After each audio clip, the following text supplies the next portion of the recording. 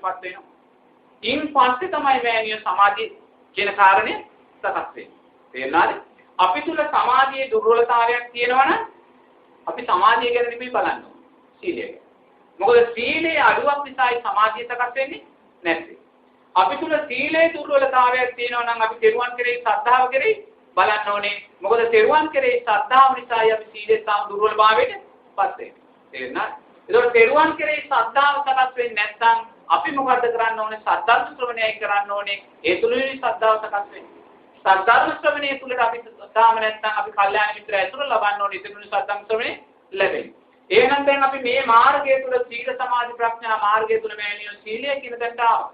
තේරුණාද? එතකොට දැන් සීල සමාධි ප්‍රඥා කියන්නේ මාර්ගය. තේරුණාද? එතකොට මේ මාර්ගයේ හොඳට හිතන්න ඕනේ සීලය කියන්නේ තුන්මන් හන්දිය.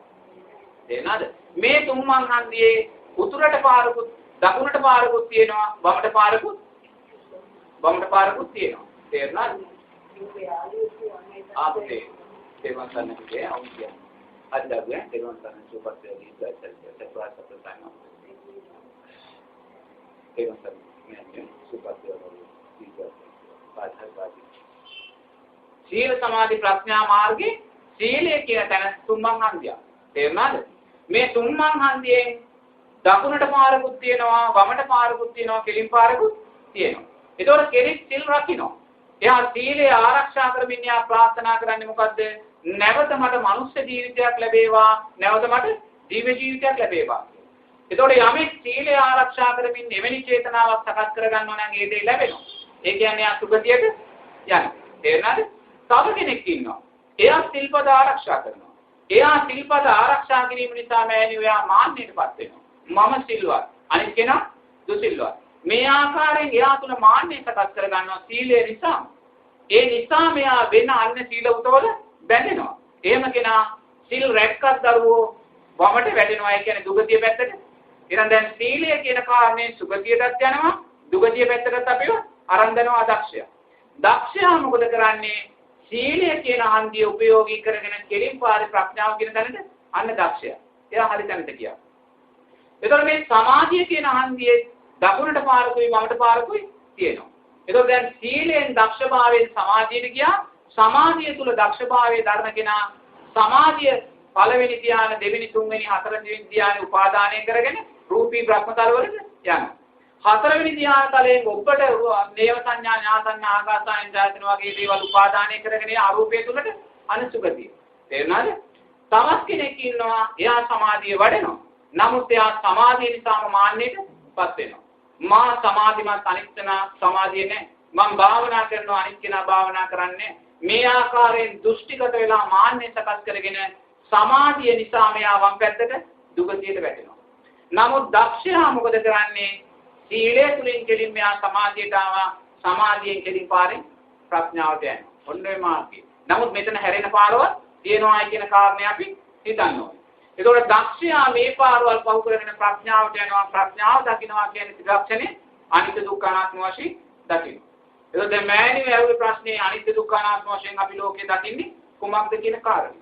නේද? ඒනන්දරෝ බුදුරජාණන් වහන්සේ දේශනා කරන සතර සතිපට්ඨාන සූත්‍රයේදී බොහොම පැහැදිලිව තේරෙනවාද?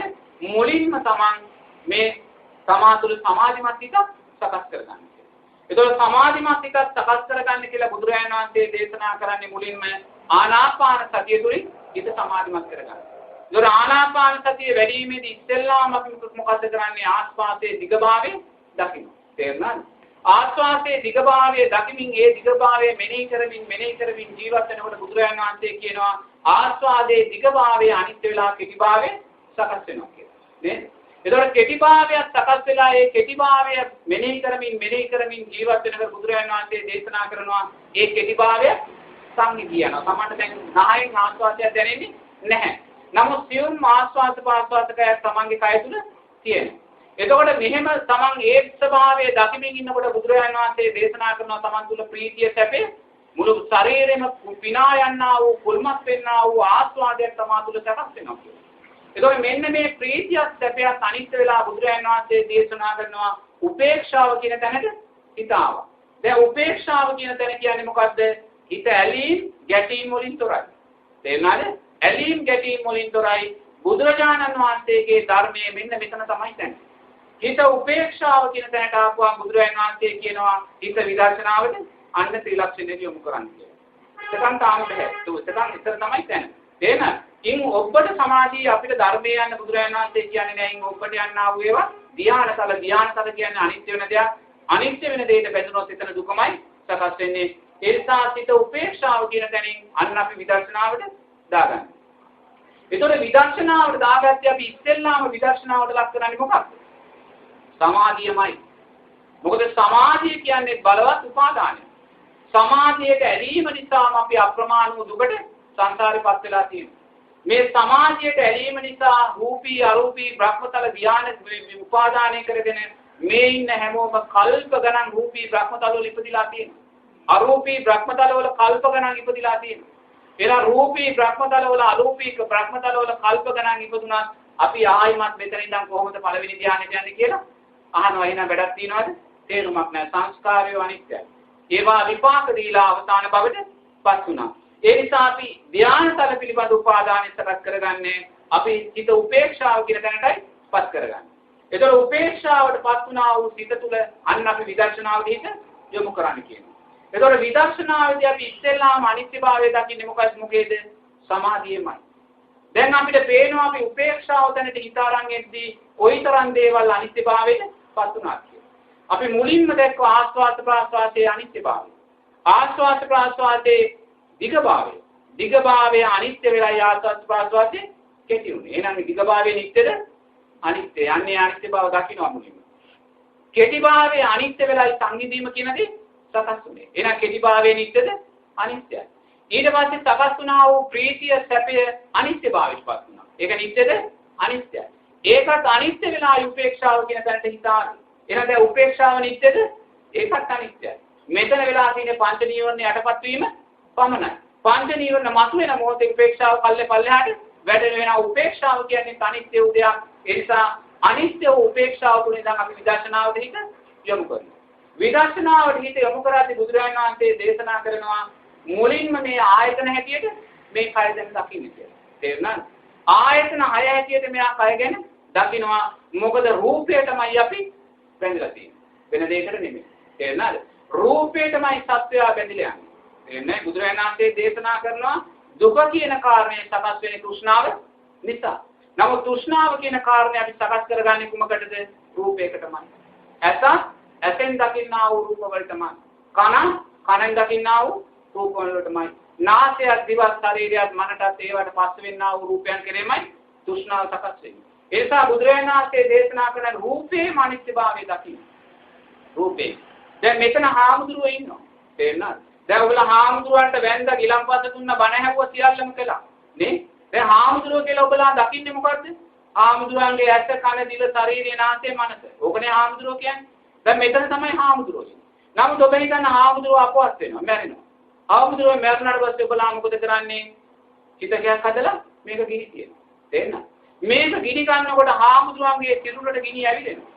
හාමුදුරුවන්ගේ මතට හාමුදුරුවන්ගේ ඇසට නාසයට දිවට ශරීරයට මනසට ගිනි ඇවිලි නගිනකොට ඔබේ ගින්දරට හාමුදුරුවෝ කියනවාද? නැහැ. හාමුදුරුවෝ කියන්නේ ඔබ කියන්නේ ඒකට ගින්දර කියලා, තේජෝ ධාතුව කියලා. ඒතකොට මේ ගින්දර ඇවිලෙන්නේ කුමක්ද? මේ හාමුදුරුවන්ගේ මතේ තියෙන තෙලට මතුවේවි තෙලට තමයි ඇවිලෙන්නේ. ඔබේ තෙලට හාමුදුරුවෝ කියනවාද? නැහැ. ඔබ කියන්නේ ආපෝ ධාතුව කියලා, තෙල් කියලා. මේ තෙල් වලට ඇවිලි ගින්දර නැගි මේ දුම නගිනකොට උඩට ඒ දුමට ඔබ හාමුදුරුවෝ කියනවාද?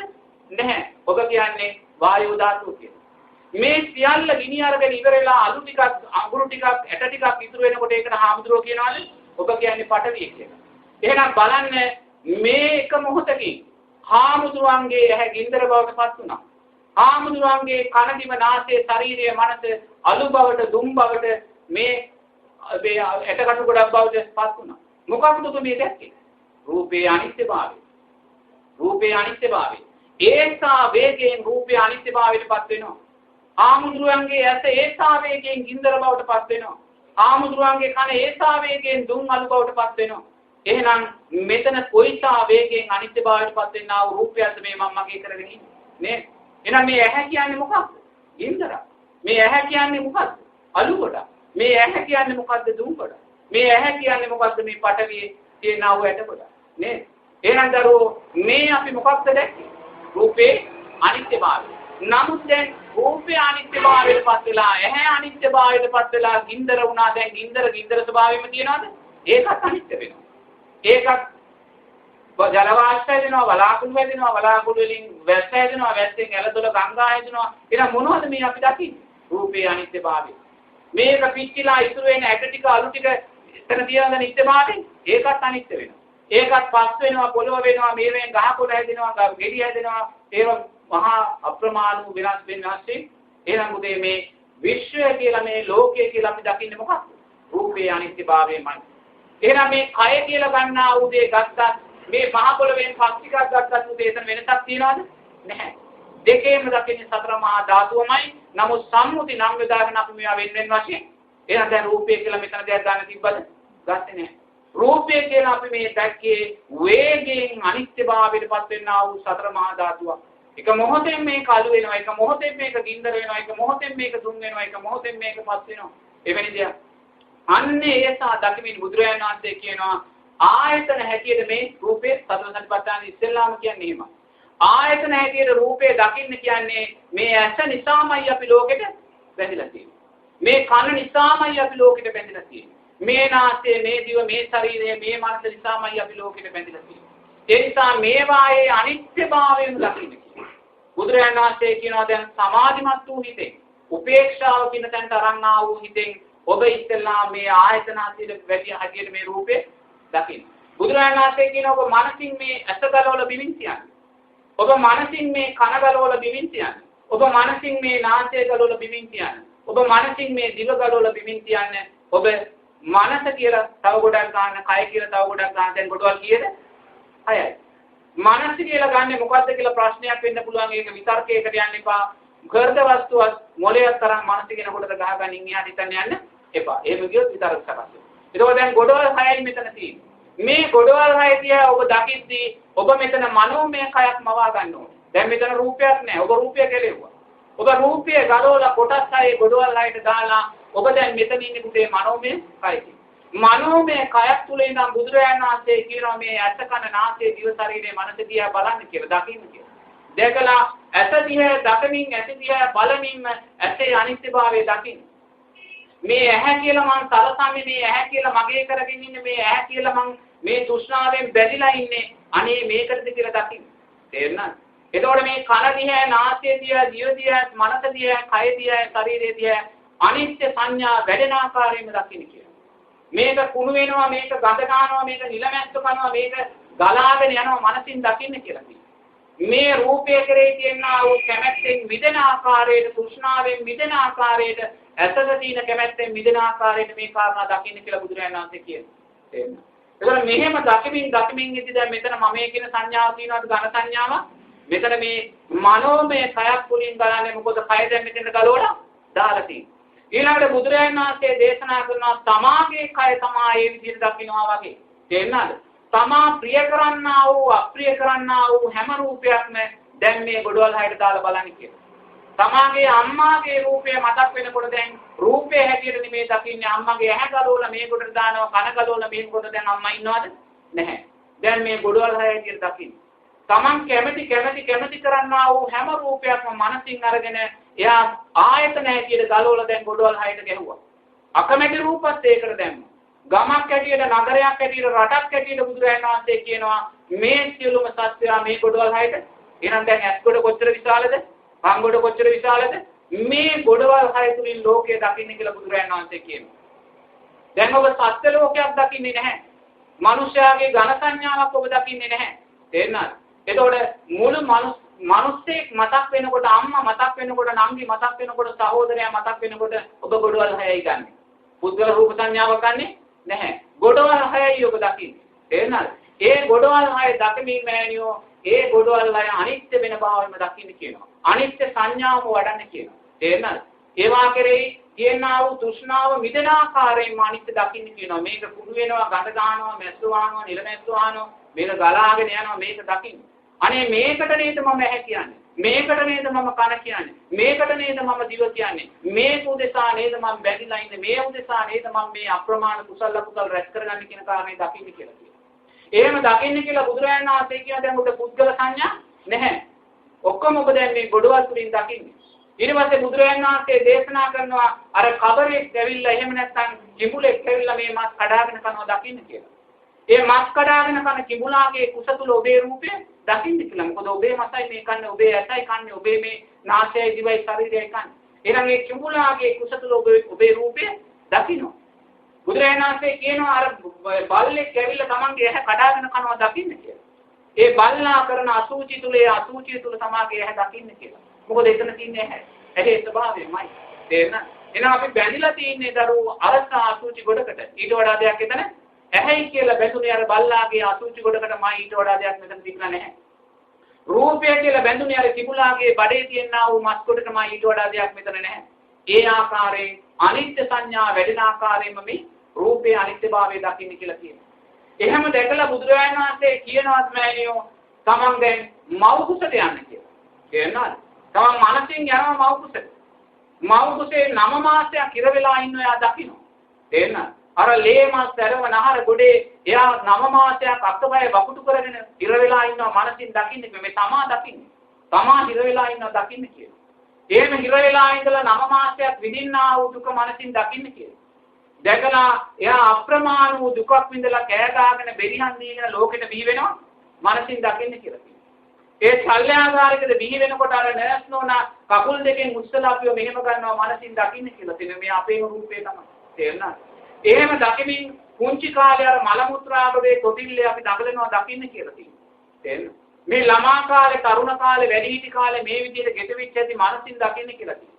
අපි මනසින් ලෙඩ වෙලා වයෝ වෘද්ධ වෙලා ඉන්නවා දකින්න කියලා කියනවා. අංශභාග රෝගියෙක් වෙලා අතපය නැත්නම් නැතුව ඇවිද ගන්න පණ නැතුව ඇඳේ ලෙඩ ඇඳේ ඉන්නවා දකින්න කියලා කියනවා. මේ නහයට බඩ දාලා කටට බඩ දාලා මුත්‍රාශයට බඩ දාලා ලේසේලා ඉඳීලා අර ඉස්පිරිතාලේ ඇඳක මරණාසන්නවම Taman ඉන්නවා දකින්න කියලා කියනවා. තේරෙනවද? මනසින් Taman මැරෙන්න කියලා කියනවා. මනසින් මැරෙනවා දකින්න කියලා කියනවා. ඒ මනසින් මරුණාට පස්සේ Taman වරගෙන මල්ශාලාවට ගිහලා එම්බාම් කරනවා මේක කපලා මනසින් දකින්න කියලා කියනවා. පෙට්ටියක දාලා පෙට්ටිය ගෙනල්ලා ගේ මැද්දේ තාලේ තියලා තිනවා දකින්න කියනවා Tamanගේ සිරුර. ඥාතීන් නැවිලා හඬා වැළපෙනවා දකින්න කියලා කියනවා. මේක ඔසවාගෙන ගිහලා සුසාන භූමියට ගිහලා යට කරනවා දකින්න කියලා කියනවා. ඒක පසත් එක්ක මූ වෙලා Tamanගේ ශරීරයේ පස් බවට පත් වෙනවා දකින්න කියලා කියනවා. ඒක අරාකාරයෙන් ගිනි කියලා ඒක ගින්දර බවට පත් වෙනවා, අලු බවට පත් වෙනවා, දුම් බවට පත් වෙනවා. මේ අලු ගොඩක් බවට පත් වෙනවා මනසින් දකින්න කියලා කියනවා. එතකොට එහෙම දකමින් මෑණියෝ මේ රූපය කෙරෙහි තියෙනා වූ මමේ කියලා ගන්නා වූ ආත්ම සංඥාව බිඳෙන්න. මෙතන මම කියලා දෙයක් නැහැ. මෙතන තියෙන්නේ මේ ජරා ගොඩක්මයි, කහල ගොඩක්මයි, අකුල වූ ගොඩක්මයි. මේක නිත්‍ය වූ භාවයක් නැහැ කියලා දකින ආකාරයෙන් අනිත්‍ය සංඥාව වඩන්නේ කියනවා. එහෙනම් නියම් වේදකින් අපි මරුණාට පස්සේ අපි සීලය තුළ පරිපූර්ණ වෙලා හිටියේ නැත්නම් අනේ මරුණාට පස්සේ ප්‍රේතෙක් වෙලා ඉපදිලා ඉන්නවා දකින්න කියලා. නිරේත වැඩිලා ගින්දරත් එක්ක යෝධියත් එක්ක ගිනි අඟුරුත් එක්ක අප්‍රමාණ දුක් විඳිනවා දකින්න කියලා කියනවා. තිරිසන් ලෝකෙට වැඩිලා බෙල්ල හරකේ කුකුලෙක් වෙලා බෙල්ල කපාගෙන මැරෙනවා දුක් විඳින්න දකින්න කියලා කියනවා. නේද? එතකොට ඒවා දකමින් මේ රූපයට තියෙනා වූ කැමැත්තත් මේ භවයට තියෙනා වූ කැමැත්තත් සිඳ ගන්න නැති කර ගන්න කියලා බුදුරජාණන් වහන්සේ දේශනා කරනවා. ඔය සතර සතිපට්ඨාන සූත්‍රයේ දේශනා කරනවා. එතකොට එතන අපිට ආයතන හැටියට ආයතන දකින්න කිව්වේ බුදුරජාණන් වහන්සේ. ඊළඟට බුදුරජාණන් වහන්සේ දේශනා කරනවා සතර මහා ධාතු හැටියට දැන් අතන කොටස් 6යි වෙන් කළේ. දැන් මෙතන කොටස් 4යි. කොටස් 4යි පඨවි ආපෝ තේජෝ වායෝ. නමුත් ඔබට තේජෝ කියලා ගොඩක් ගොඩ ගන්න බෑ, වායෝ කියලා ගොඩක් ගන්න බෑ. එහෙනම් පඨවි සහ ආපෝ කියන ගොඩවල් දෙක තුලින්ම මේ වායෝ තේජෝ දෙක දකින්න කියලා කියනවා. ඒක දැකලා ඒ විදිහටම ඔබගේ ශරීරයේ කොටස් 4ට ගොඩ කරන්න. ලෝකයා වේකට ගොඩ කළා මනෝමය කයිසින් දැකලා අර කිව්වා වගේ කාරණා කරන්න කිව්වා. ඊට පස්සේ බුදුරජාණන් වහන්සේ දේශනා කරනවා දෙතිස් මහා කුණුපයන් හැටියට කොටස් 32කට මේක වෙන් කරලා බලන්න කියලා. ඒක ටිකක් සංකීර්ණ වැඩි එතෙන්ට යන්න ඕනේ නැහැ. තේරෙනවද? කොහොම හරි මේ ඇහැයි කියලා ගන්නා වූ දේ කෙරෙහි තෘෂ්ණාව බිඳෙන ආකාරයෙන් මේ රූපේ ඉන්ද්‍රියන් අය මේ සලආයතන වල තියෙන කැමැත්ත බිඳෙන ආකාරයෙන් අනිත්‍ය සංඥාව වඩන්න කියනවා. ත්‍රිලක්ෂණය කියන්නේ උච්චයි. වෙන අවබෝධ කරගන්න දෙයක් රූපයටමයි බැඳිලා තියෙන්නේ. තේරුණාද? රූපේ අනිත්‍යභාවය දකින්න තාක්කල් අපි රූපයට බැඳෙනවා. ඒ රූපේ අනිත්‍ය සංඥාව අර අනිත්‍ය වැඩිමෙන්මයි අපි දකින්න ඕන වෙන ක්‍රමයක් නැහැ. තේරුණාද? ඉතින් ඒ ආකාරයෙන් හැම වෙලාවෙම රූපේ අනිත්‍යභාවය දකිමින් ජීවත් වෙන්න. තේරුණාද? අපි එරමිනිය ගොතාගෙන භාවනා කරන්න අවශ්‍ය නැහැ. ඕනම වෙලාවක මොන රූපයක් දැක්කත් ඒකේ අනිත්‍ය ස්වභාවය අපි දකින්න. එච්චරයි තියෙන්නේ. මොකද ඒක තමයි ලෝකයේ ස්වභාවය. ඊට වඩා දෙයක් ලෝකේ නැහැ. එහෙනම් මේ අපි දකින්න යන්නේ අනිත්‍ය වූ දේ අනිත්‍ය වශයෙන් දකින්න. එච්චරයි වෙන දෙයක් නෑ. නමුත් මෙච්චර කල් අපි මොකද්ද කරන්නේ? අනිත්‍ය වූ දේ නිත්‍ය වශයෙන් ගන්න. එන්න. අනිත්‍ය වූ දේ නිත්‍ය වශයෙන් ගැනීම නිසා අප නිරතුරුවම අවිවේකී බවට පත් වෙනවා. අපි යමක් හොයනවා. මොකද අපි යමක් හොයන්නේ අනිත්‍ය දෙයක් අපි නිත්‍ය වශයෙන් අරන් තියෙනවා. ඒක වෙනස් වෙනවා. නමුත් අපි උත්සාහ කරනවා ඒක වෙනස් නොවි තියන්න. ඒ උත්සාහය තමයි අවිවේකී කියලා අපි මේ දවස පුරාවට ගෙවන්නේ. නමුත් බුදුරජාණන් වහන්සේ කියන රූපය අනිත්‍යයි. වෙන දෙයක් නෙවෙයි. පංච උපාදානස්කන්ධයේ මුල්ම උපාදානස්කන්ධයේ රූප උපාදානස්කන්ධය. යමෙක් රූපය අවබෝධ කරගත්තා නම් ඒ අවබෝධය නිසාම යාතුලේ පංච උපාදානස්කන්ධය ඉතුරු උපාදානස්කන්ධයන් හැදෙන්නේ නැහැ. රූපය නිසාමයි අපි පංච උපාදානස්කන්ධය කරා භවය කරා යන්නේ. ඒ නිසා හැම වෙලාවෙම රූපය කියන කාරණේ අනිත්‍යයි කියලා අවබෝධ කරගන්න ඕනේ. තේරෙනවද? රූපේ නිත්‍ය වශයෙන් ගැනීම නිසා මොකද්ද වෙන්නේ? අපි තුල ඇලීම් ගැටීම් උපේක්ෂාවන් සකස් වෙනවා. ඇලීම් ගැටීම් උපේක්ෂාවන් සකස් වෙන තැනදී අපි භවය කරා සංස්කාර වලට යනවා. තේරෙනවද? දැන් රහතන් වහන්සේ කෙනෙක් ලෝකේ ඉන්නවා නම් ඒ රහතන් වහන්සේට ඇහැ තියෙනවා. රහතන් වහන්සේ ඇහෙන් රූප දකිනවා. රහතන් වහන්සේටත් කනක් තියෙනවා. රහතන් වහන්සේත් කනෙන් ශබ්ද අහනවා. දකින්නවා කියලා කියන්නේ අහනවා කියලා කියන්නේ මොකද්ද? පස්සේ කියන කාරණා. පස්සේ කියලා කියන්නේ මොකද්ද? බුදුරජාණන් වහන්සේ කියනවා කාරණා තුනක එකතුව පස්සේ. මොකද්ද කාරණා තුන? අධ්‍යාත්මික රූපයක්, බාහිර රූපයක්, විඥානයක් තුන එකතු වෙච්ච දැන පස්සේ. ඒකෝ මේ තුන එකතු වෙනකොට පස්සේ ළඟදීම රහතන් වහන්සේ අනිත්‍යයි කියලා දකින්නවා. මොකද එයා ඥාන දර්ශනෝත්තේ රූපේ අනිත්‍යභාවය අවබෝධ කරගෙනයි එයාට රූපය දකින්න මොහොතේම සතිය සිය සකස් වෙනවා. ඒක අනිත්‍යයි කියන කාරණා. ඒතකොට එයා මේ තුන සකස් වෙද්දී පස්සේදී මෙයා අනිත්‍යයි කියලා දැක්කනම් අනිත්‍ය පස්සේ දැක්කනම් විදීමක් සකස් වෙනවද? නැහැ. මොකද එයා පස්සෙන් අනිත්‍ය දැක්කා. විදීමක් සකස් වෙන්නේ නැත්නම් අනිත්‍ය හඳුනා ගැනීමක් සකස් වෙනවද? සංඥාවක් සකස් වෙන්නේ නැත්නම් කුසල අකුසල චේතනාවක් සකස් වෙනවද? ඊට අදාළ විඥානයක් සකස් වෙන්නේ. නමුත් ඉන් මෙහා අපි පස්සේ නිත්‍ය වශයෙන් ගන්න. පස්සේ නිත්‍ය වශයෙන් ගැනීම නිසා විදීමක් සකස් වෙනවා. විදීමක් සකස් වෙච්ච තැනදී හඳුනා ගැනීමක් සකස් වෙනවා. භවයට යනවා කුසල අකුසල විඥානය සකස් වෙනවා. තේරෙනවද? එහෙනම් මෙන්න මෙතන රූපේ අනිත්‍යභාවය හඳුනා ගැනීමමයි අපිට තියෙන්නේ. රූපයටමයි සත්‍යය බෙදෙන්නේ. ඇහැ කියන රූපයටත් ඇහෙන් දකින්නා වූ ඒ නිසා බුදුරජාණන් වහන්සේ කියනවා ඇහැ හිස් කරන්න. ඔබ ලෝකයෙන් ඇහැ හිස් කරන්න. තේරෙනවද? ඔබ මේ ලෝකයෙන් කන හිස් කරන්න. ඔබ මේ ලෝකයෙන් නාසය හිස් කරන්න. මේ දිව මේ ශරීරය මේ මන මේ ලෝකයෙන් හිස් කරන්න. හිස් කළොත් ඔබ මෙතන පවතිනා වූ රූපයක් පමණ නාම රූප දෙකක් බවට දකින්න. ඒතකොට ලෝභය ඔබට හිතන්න යන්න ඕනේ නැහැ. තෘෂ්ණාව නිසාමයි අපි ලෝකයේ මේ බන්ධකෙන් තියෙන්නේ. ඒ නිසා එතන ඉඳලා මේ රූපයේ අනිත්‍යභාවය දකින්න කියලා බුදුරජාණන් වහන්සේ දේශනා කළා. පැහැදිලිද?